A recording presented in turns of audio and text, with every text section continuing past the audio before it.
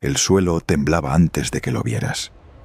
No era el temblor de una tormenta, ni el ruido del viento doblando los helechos gigantes al filo del lago. Era algo más lento, más profundo. El tipo de vibración que no llegas a escuchar con los oídos, sino que sientes subir desde la tierra misma, ascender por las patas, instalarse en el pecho como una advertencia que el cuerpo comprende antes que la mente. Y en el Cretácico tardío, cuando esa vibración llegaba desde una dirección equivocada, los depredadores más temibles del planeta aprendieron a hacer algo que no hacemos con los grandes cazadores: retroceder. Porque no todo lo que caminaba en aquella época lo hacía con garras. Algunos lo hacían con armadura. Durante décadas, los dinosaurios acorazados fueron los segundos en la fila, los que aparecían al fondo del documental, los que el niño señalaba en el libro antes de pasar a la siguiente página con el T-Rex. Se los describía como criaturas lentas, torpes, demasiado pesadas para importar. Se asumía que su única estrategia era sobrevivir agachándose, resistir, aguantar. Pero eso es una historia incompleta. Y las historias incompletas sobre el pasado siempre dicen más sobre el presente que sobre aquello que supuestamente describen. Lo que en realidad habitó los bosques, los pantanos y las llanuras del Cretácico fue algo más perturbador para el orden establecido que cualquier cazador con dientes. Fueron máquinas evolutivas diseñadas no para huir, sino para enfrentarse. Criaturas que el tiempo tardó millones de años en construir, que combinaban peso, geometría y armas activas de una forma que la naturaleza rara vez repite, y que en varios casos documentados tenían la capacidad física de matar a un Tyrannosaurus Rex en combate directo. Esta no es una historia sobre víctimas, es una historia sobre blindaje, sobre estrategia sin cerebro grande, sobre cómo 6 formas de vida encontraron una solución tan perfecta al problema de existir en un mundo lleno de depredadores que los paleontólogos todavía se sorprenden al estudiar sus fósiles. Si lo que escuchas te genera esa sensación de querer saber más, de esas que aparecen cuando el pasado empieza a volverse real, suscríbete al canal y dale like al video. Cada gesto de esos ayuda a que sigamos trayendo historias como esta. Ahora sí, volvamos al principio de todo. Para entender a estos 6 dinosaurios, primero hay que entender el mundo en el que vivieron. Y ese mundo era, en términos ecológicos, una pesadilla operativa para cualquier animal que no fuera el depredador más grande de su región. El Cretácico tardío, el período que abarca aproximadamente entre 100 y 66 millones de años antes del presente, no era un ecosistema estático. Era un planeta en transformación constante. Los continentes seguían moviéndose. El nivel del mar subía y bajaba con una irregularidad que partía masas terrestres en islas y luego las volvía a unir.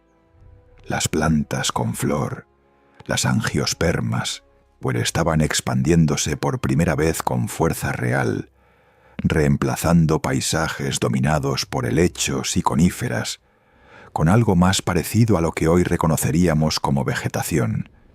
Y en ese contexto de cambio, la vida animal respondía con una aceleración evolutiva que no tenía precedente. Los dinosaurios terópodos, los bípedos cazadores, alcanzaron en este período sus formas más extremas. El Tyrannosaurus Rex fue uno de ellos, pero no el único.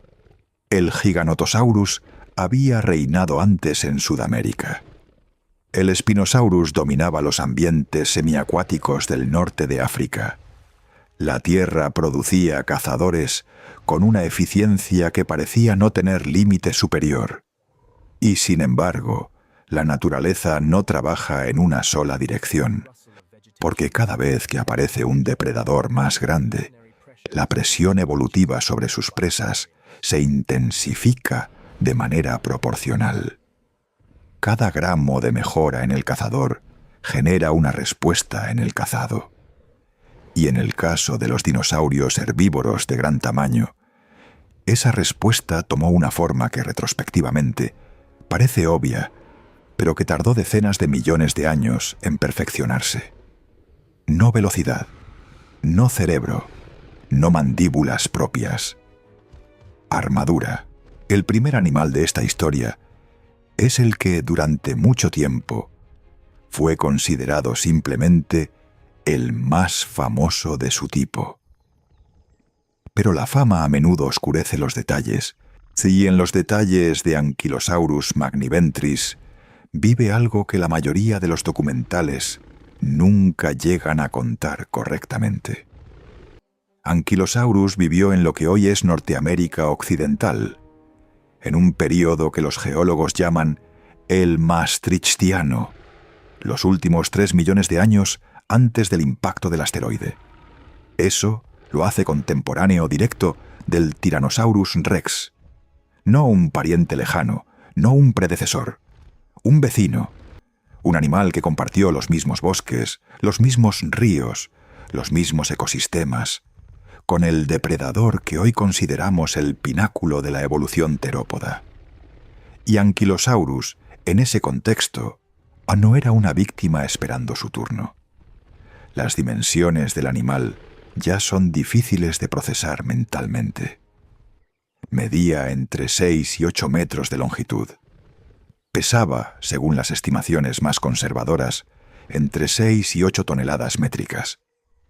Para dar una referencia moderna, eso lo coloca en el rango de un elefante africano grande, pero distribuido de una forma radicalmente diferente.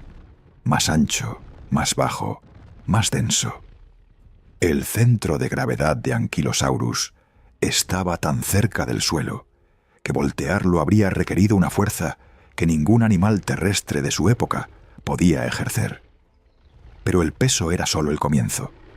La piel de Ankylosaurus estaba literalmente armada.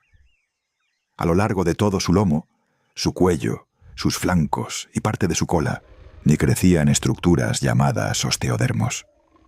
Placas óseas que se desarrollaban dentro de la piel misma, fusionadas en algunos puntos, articuladas en otros, formando un mosaico de blindaje orgánico que los ingenieros militares modernos han estudiado con genuina admiración. Estas placas no eran decorativas, eran funcionales.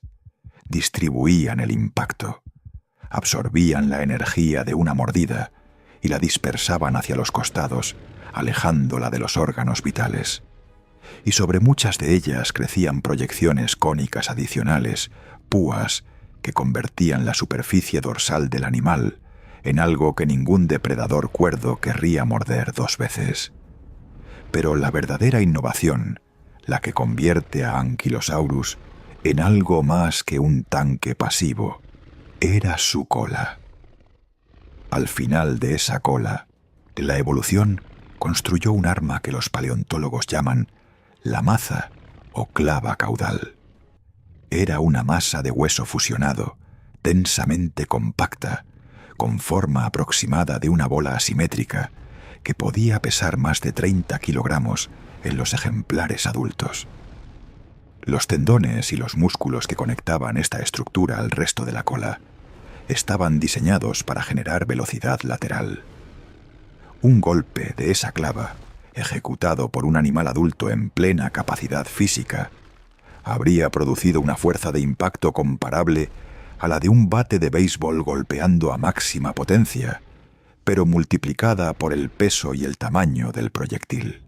Los estudios biomecánicos realizados en la primera y segunda décadas del siglo XXI han calculado que esa clava podía golpear con suficiente fuerza como para fracturar los huesos del pie o la tibia de un T-Rex.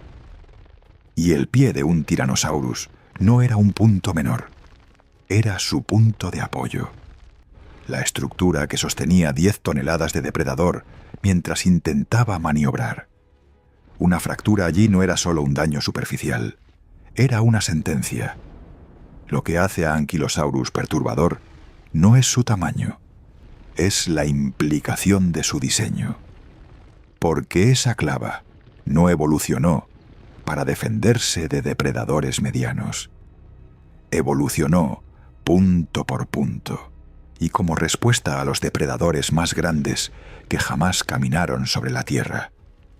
La naturaleza no construye armas para enemigos que no existen. Y si Ankylosaurus tenía esa maza, es porque necesitaba usarla.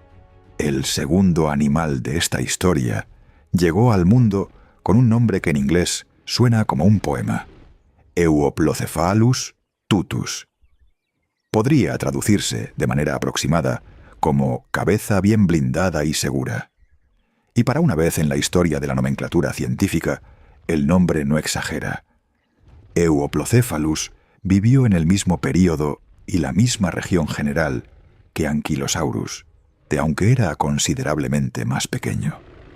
Alrededor de 6 metros de longitud y quizás 2 toneladas de peso. Pero lo que le faltaba en masa lo compensaba con una sofisticación estructural que lo convierte en uno de los animales más completamente armados que jamás existieron. El blindaje de Euplocephalus era, en términos técnicos, más elaborado que el de muchos de sus parientes. Las placas cubrían no solo el lomo y los flancos, sino también la nuca, parte de la frente y los párpados. Sus párpados eran literalmente óseos, escudos pequeños, curvados, que se cerraban sobre los ojos como viseras. Esto no es una exageración ni una interpretación especulativa. Es un detalle anatómico confirmado por múltiples especímenes fósiles. El animal había blindado incluso su sentido de la vista. La pregunta que eso genera es perturbadora si la piensas durante un momento. ¿Qué tipo de presión depredadora lleva a que la selección natural blindar los párpados? ¿Qué experiencia colectiva, repetida durante millones de años a lo largo de incontables generaciones, hace que los individuos con párpados más duros sobrevivan lo suficiente para reproducirse más que los que no los tienen? La respuesta es una imagen que los documentales rara vez se atreven a construir en detalle, la del depredador que intenta atacar la cara, que busca el ojo, que aprende, generación tras generación, que la coraza del lomo es impenetrable y empieza a buscar puntos débiles. Y la evolución de Euplocephalus le respondió: no hay puntos débiles. También tenía su propia versión de la clava caudal, aunque con una morfología ligeramente diferente a la de Ankylosaurus. Y los estudios recientes sobre su mecánica muscular sugieren que era capaz de movimientos laterales rápidos con esa cola, más ágiles de lo que su aspecto pesado sugeriría. No era un animal que esperara el golpe, era un animal que podía darlo. El tercer guerrero acorazado de esta historia es quizás el menos conocido de los 6. Y eso es una injusticia que tiene más que ver con la geografía de los hallazgos fósiles que con su importancia real. Se llama Nodosaurus textilis, y su historia dice algo sobre una estrategia diferente, igualmente válida, igualmente efectiva.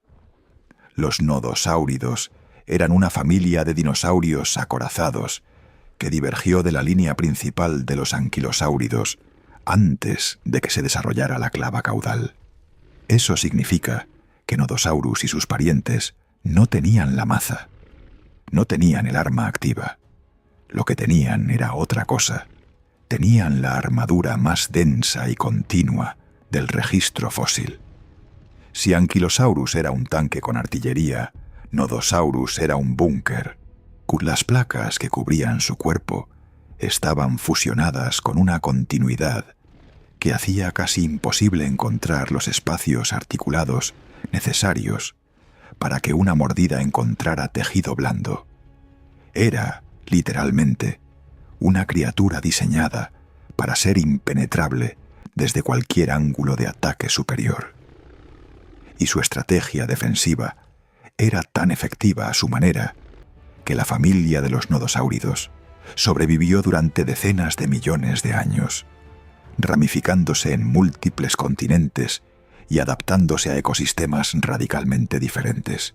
Hubo nodosáuridos en Europa, en Asia, en Norteamérica, en lo que hoy es Australia. Hay evidencia de ellos incluso en depósitos del Ártico. Una familia que se expande así no lo hace por accidente. Lo hace porque su solución al problema de existir en un mundo peligroso funcionaba. Y hay algo más en la historia de los nodosáuridos que va más allá de la armadura.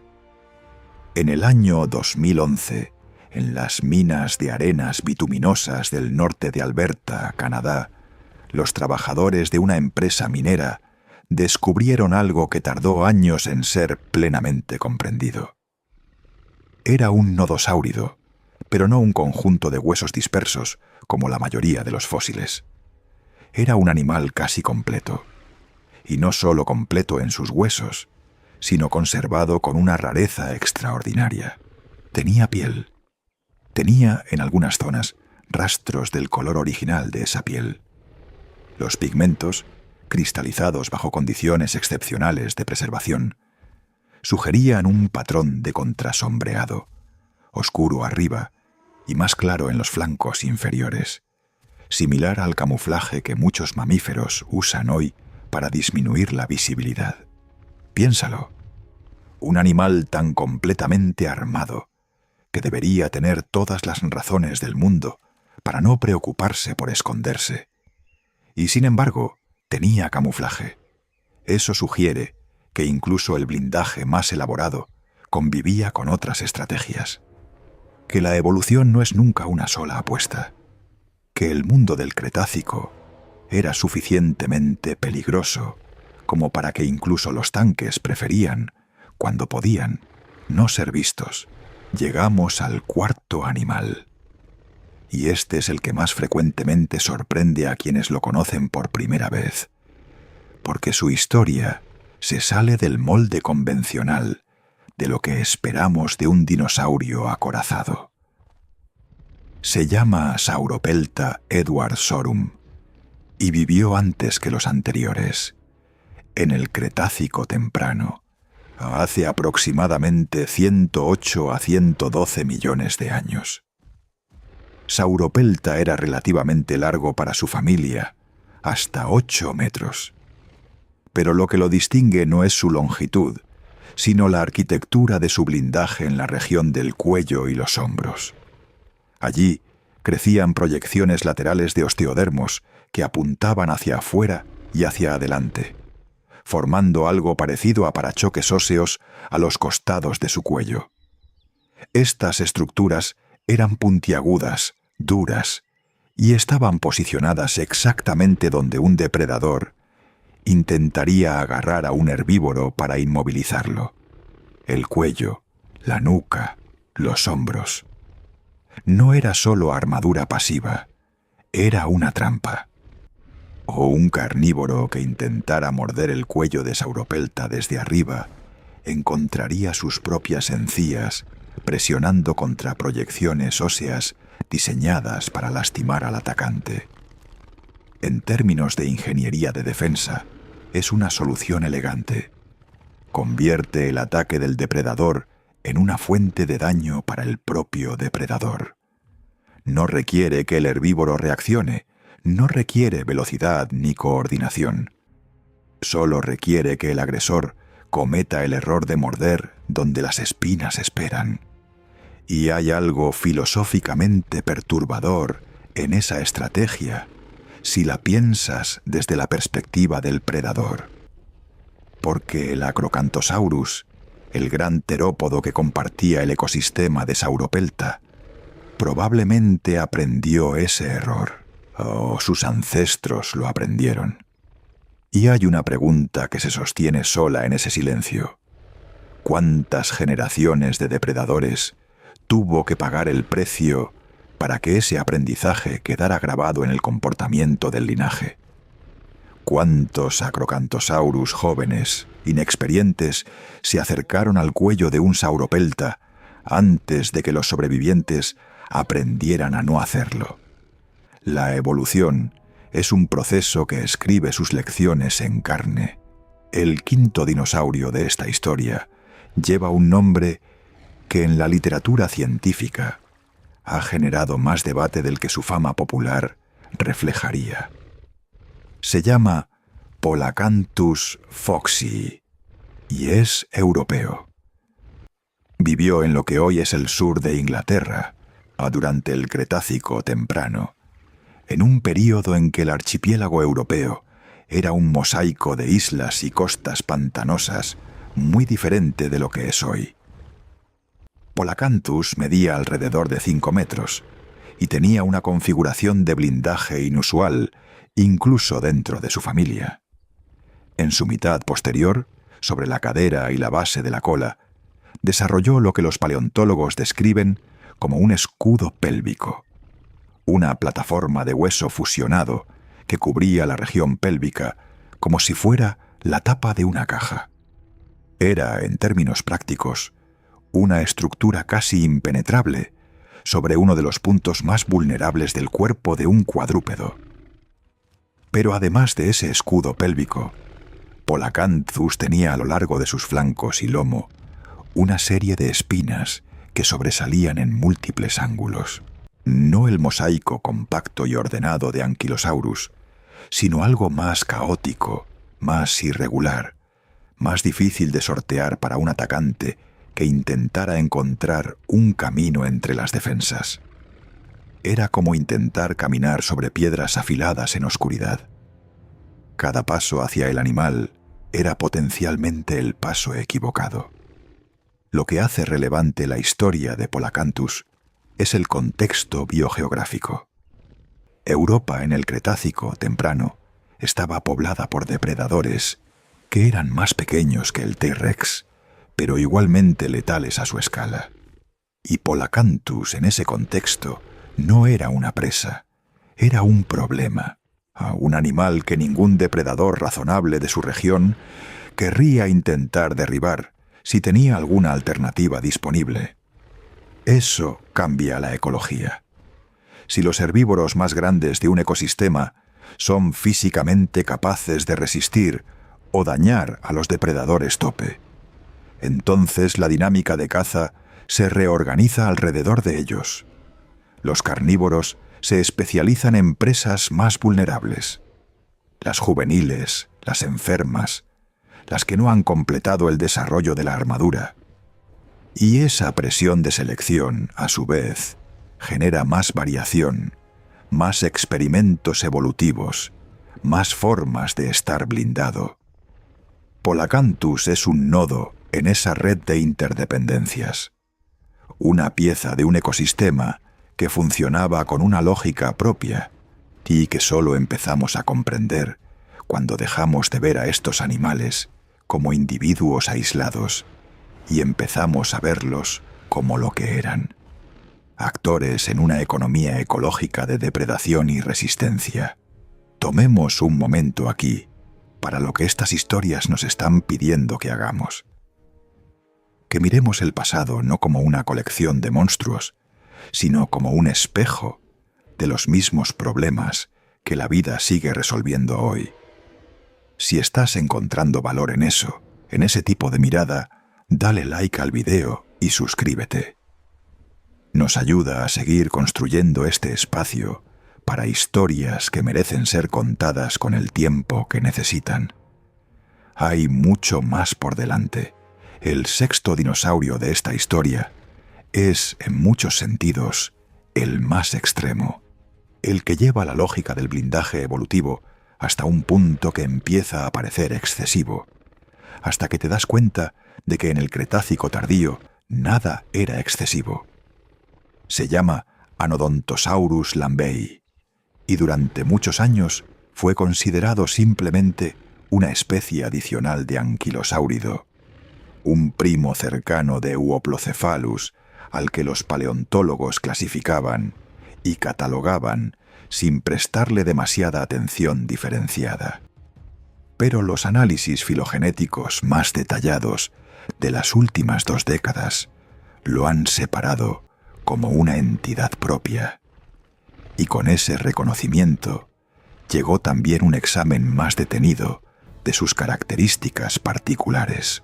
Lo que hace a Anodontosaurus especial dentro de un grupo que ya es notablemente especial es la densidad y uniformidad de su cobertura de osteodermos.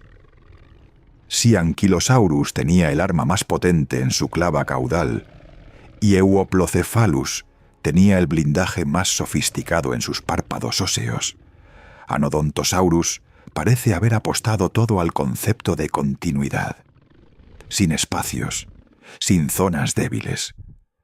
Una cobertura que los estudios de especímenes preservados sugieren que era tan cerrada en algunas regiones del torso que habría sido físicamente imposible para un depredador encontrar tejido blando sin primero remover capas de blindaje duro. Y imagina intentar abrir una lata de conservas con las manos desnudas. Eso, multiplicado por 10, es aproximadamente la experiencia que un T-Rex habría tenido intentando penetrar el flanco de un Anodontosaurus adulto. Y aquí llegamos al momento de la historia que los paleontólogos llaman, en términos técnicos, el punto de no retorno. El momento en el que la carrera armamentística entre depredadores y presas en el Cretácico tardío alcanzó un punto de equilibrio tan extremo que ninguno de los 2 lados podía ya ganar de manera definitiva. El Tyrannosaurus Rex, en su forma más completa y adulta, pesaba entre 8 y 12 toneladas, o tenía las mandíbulas más potentes de cualquier depredador terrestre registrado en la historia de la vida.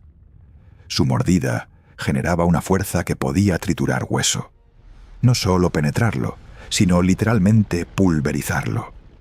Sus dientes, serrados como cuchillos de sierra, podían arrancar cientos de kilogramos de carne en un solo movimiento.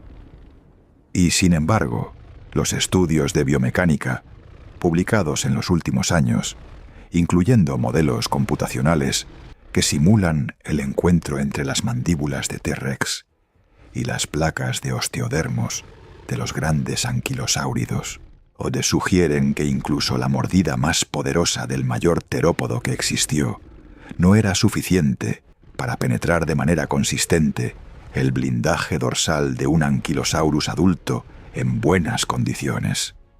Podía dañarlo, podía fracturar placas, podía causar dolor, pero matar directamente a través del lomo de un adulto sano era improbable. Lo que esto significa ecológicamente es algo que los libros de texto todavía no terminan de articular con la claridad que merece. El Tyrannosaurus Rex era el depredador más letal de su ecosistema, y al mismo tiempo había animales en ese mismo ecosistema que eran físicamente difíciles de matar para él. Ese equilibrio es inestable por definición. Un T-Rex que ataca a un Ankylosaurus adulto corre el riesgo real de recibir un golpe de esa clava caudal en el tarso, el tobillo, el pie. Una fractura allí, para un animal que depende de sus extremidades para cazar, es una condena lenta. No muere en ese momento, pero empieza a deteriorarse, pierde velocidad, pierde la capacidad de perseguir, y en un ecosistema donde cazar es sobrevivir, eso es suficiente. Los fósiles de T-Rex con patologías en los huesos de los pies son conocidos. Algunos de ellos muestran fracturas consolidadas, huesos que se rompieron y sanaron, lo que significa que el animal sobrevivió al daño inicial. Pero nadie puede afirmar con certeza la causa de esas fracturas. Nadie puede excluir que algunas de ellas fueran consecuencia de encuentros con animales que decidieron no ser presas. El punto de no retorno en esta historia no es dramático. No hay una batalla épica registrada en los fósiles. No hay un esqueleto de T-Rex junto a un Ankylosaurus con las huellas del enfrentamiento preservadas en la roca. Lo que hay es más sutil y por eso más verdadero. Hay dos tipos de animal que evolucionaron tan extremadamente en respuesta el uno al otro que ninguno podía ganar de manera consistente. Y esa fue la condición permanente de su coexistencia. Millones de años de presión mutua. Millones de años de T-Rex aprendiendo a ser selectivos, a preferir presas más jóvenes, más vulnerables, más manejables. Y millones de años de acorazados perfeccionando sus defensas, porque los depredadores que los atacaban eran los más letales del planeta. Esa no es una historia sobre víctimas, es una historia sobre coevolución, sobre dos líneas de vida definiéndose mutuamente, construyéndose mutuamente, haciendo cada una a la otra más extrema de lo que habría sido en ausencia de la presión que ejercía la otra. Y entonces llegó el fin, no de una de las dos partes, del mundo entero. Hace aproximadamente 66 millones de años, un asteroide de entre 10 y 15 kilómetros de diámetro impactó en lo que hoy es la península de Yucatán, en México, y con una energía equivalente a varios miles de millones de bombas nucleares detonando simultáneamente. El impacto generó una onda expansiva que viajó por el planeta entero. Lanzó material fundido a la atmósfera. El calor que irradió desde ese material en reentrada fue suficiente para encender incendios forestales en regiones a miles de kilómetros del punto de impacto. Pero el mayor daño no fue inmediato, fue lo que vino después.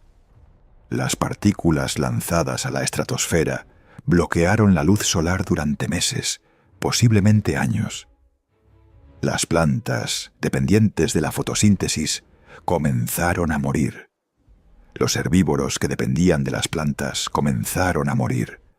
Los carnívoros que dependían de los herbívoros comenzaron a morir.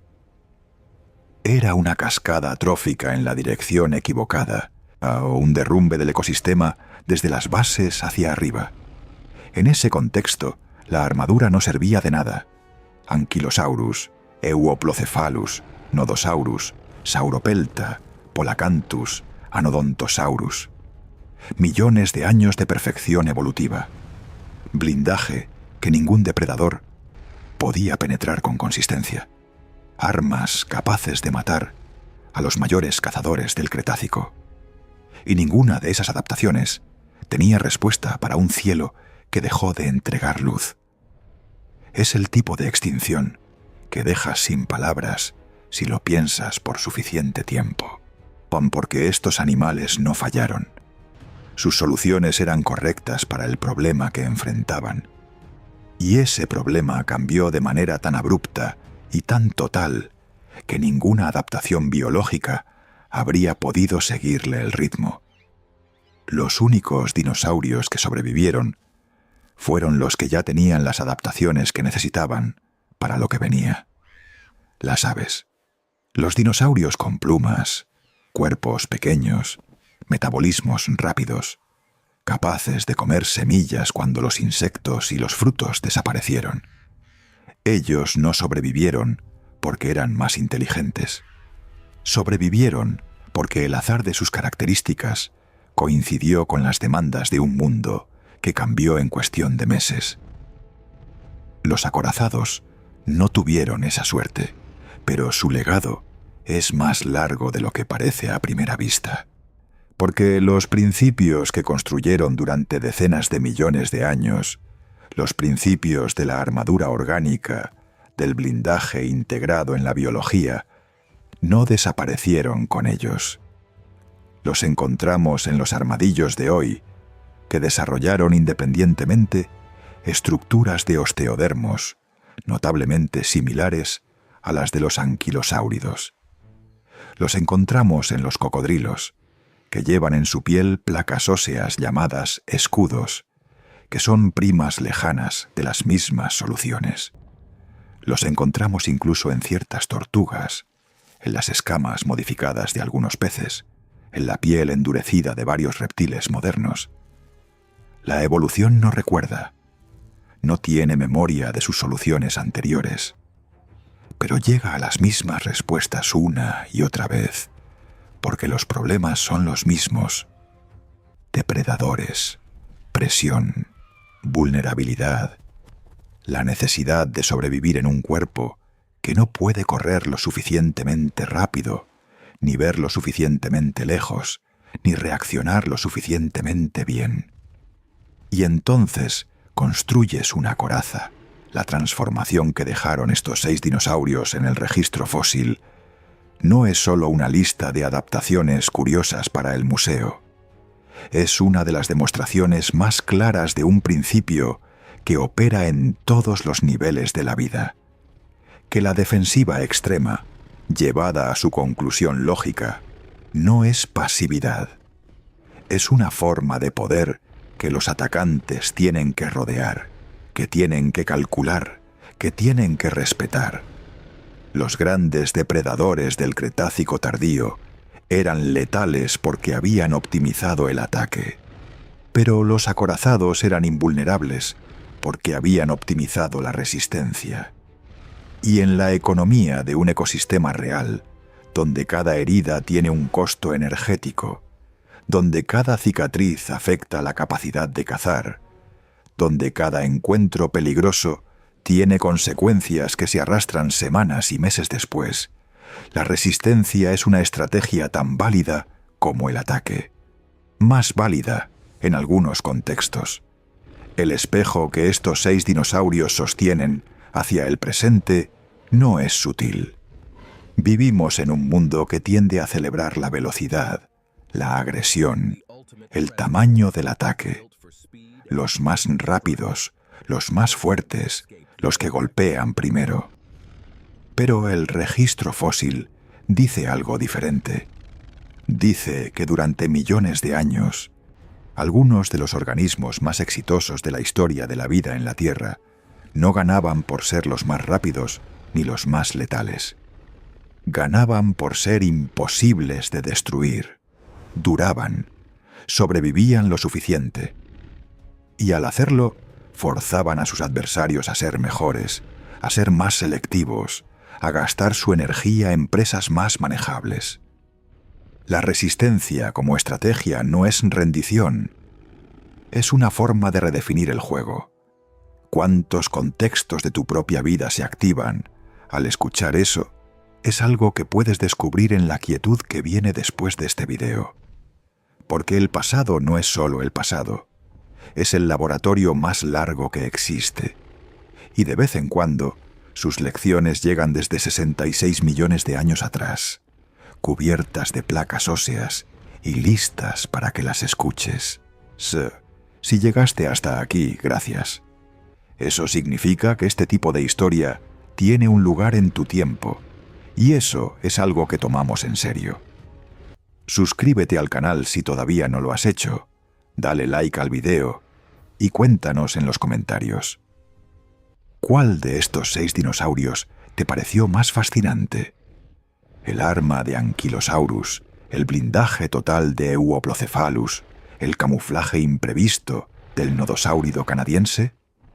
Nos interesa genuinamente saberlo, porque esos comentarios nos ayudan a entender qué historias quieren que sigamos contando.